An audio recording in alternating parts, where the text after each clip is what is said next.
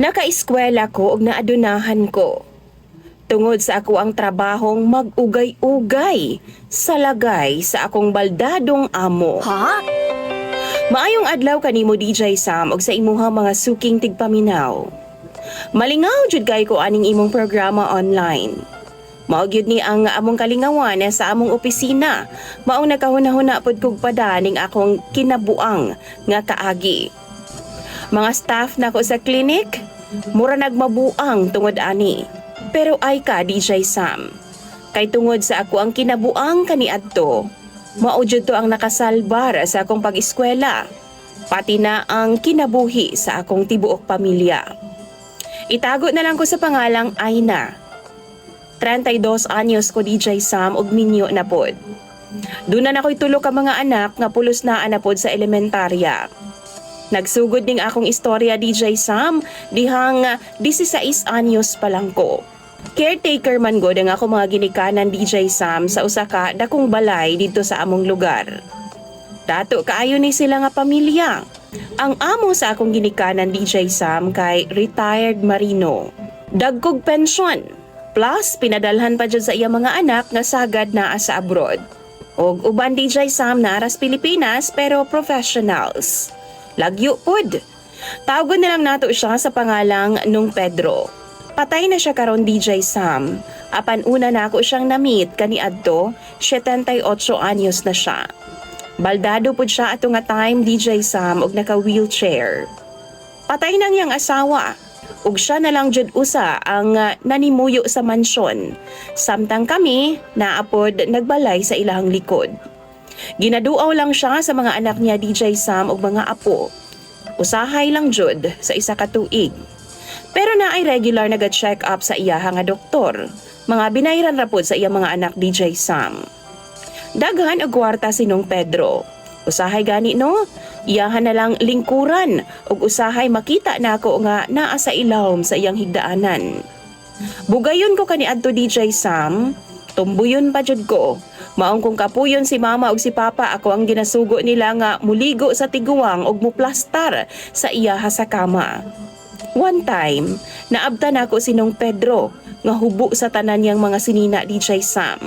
Pang-ibaba lang noon. Tapos naglingkod siya sa iyahang wheelchair.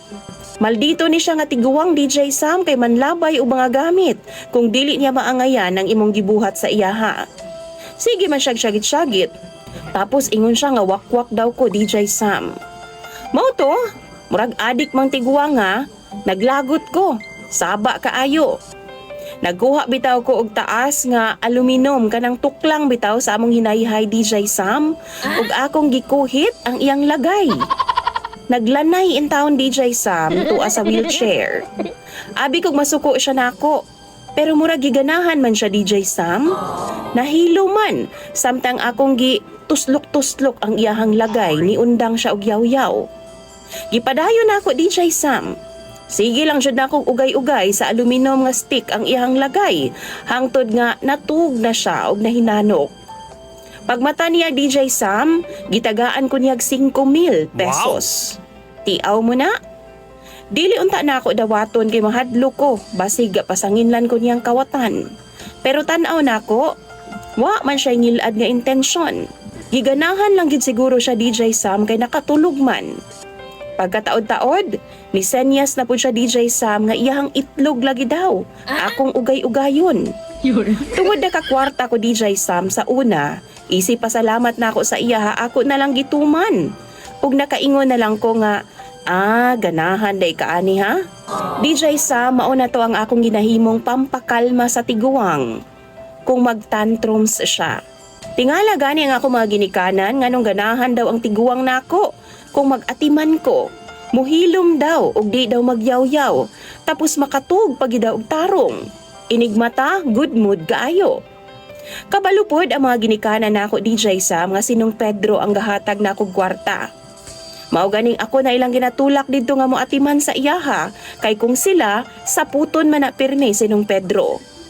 Diyang nibisita ang iya mga anak DJ Sam, ako silang giingnan nga ginatagaan baya kog kwarta ni Nung Pedro. Andam unta kong ibalik sa ilaha. Pero wa nila dawata DJ Sam hinuon, kidugangan pagani noon nila. Pasalamat daw kay natuwa daw ang ilang tatay sa akoa. Nangutana sila DJ Sam unsa daw akong sikreto nganong ganahan daw si Nong Pedro sa akoa. Pero lain pog isaba na ako nga akong ginabuhat kang Nong Pedro. Dinaggo ang akong kwarta gikan kang Nong Pedro DJ Sam. Igo pod nga makabuhi sa akong pamilya ug makapaeskwela sa akong kaugalingon. Nasurpresa pagani ko DJ Sam dihang Pasko kadto. Gihatag sa anak ni Nong Pedro ang pick-up nga daan sa akoa. Gidawat pud nako kay di man sila pabaliba DJ Sam. Bugti daw to sa pag-atiman nako ni Nong Pedro. Pasalamat daw nila nako. Human ko makadawat og sakyanan, mas nigana pa ko gipalambo pa nako ang akong estilo ug performance sa pag-ugay-ugay sa itlog ni Nong Pedro. Labi pa gating bayad nagtuition na DJ Sam, banatan jud nako na kay ganahan magyud pud kaayo si Nong Pedro. Dakuon niya og hatag nako. Grabe ang akong tigom niya adto DJ Sam. Ug mao gyud in taon to ang nakatabok nako pang college. Medical ang akong kurso. Og karon usa ko kaganap nga medtech. Maayo na ang akong kahimtang DJ Sam sa kinabuhi. Pero wa gyud nako gikalimtan ang akong gigikanan. Klarohon lang nako DJ Sam ha nga dili direkta nga kamot ang akong ginagamit. Usahay stick, luwag, or di ba ka DJ Sam bisan unsa nga flat materials nga pwede pang ugay. Wa pud ko niya ginabastos nga manghikap-hikap siya or unsa man wa. Kundi matulog lang gyud siya DJ Sam samtang gaugay ko sa iyahang lagay. Hinano kaayo siya. Maglisod naman gud siya tulog before DJ Sam kay tungod lagi sa iyahang ginabat siya sa lawas. Pero tungod daw sa akoa, goods na daw kaayo ang iyahang mood DJ Sam. Maayo na daw kaayo ang pagkatug ni Nong Pedro. Dili maka-proud pero mauna ang tinuod na akong sikreto sa pag-asenso kaniadto. Ang ubang tao no sa among palibot, bastos kaayo kay daw na maligya kog drugs.